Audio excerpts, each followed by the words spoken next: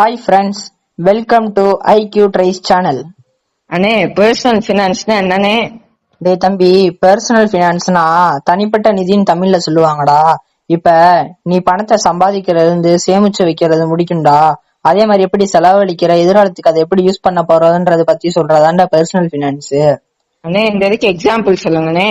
இப்ப school fees, vehicles tax, books and notes வாங்குறது முடிக்கும்டா.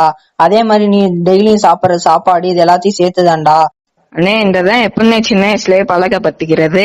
இப்ப நீ சின்ன வயசுல இருந்தே பர்சனல் பினான்ஸ பத்தி சிந்திச்சு பழக்கப்படுத்திக்கிட்டேன்னா எதிர்காலத்துல கடன் எல்லாம் வாழலாம்டா. அதே மாதிரி நம்மளுடைய தேவைகளை நம்மளே நிறைவேற்றிக்கலாம்டா. அண்ணே, இந்த இது எப்பவுமே ஃபியூச்சர்ல யூஸ்ஃபுல்லா இருக்கும். அதாவது பணத்தை சேமிக்கவும் அதை வீண் செலவு இல்லாம பயன்படுத்தவும் தெரியணும்டா.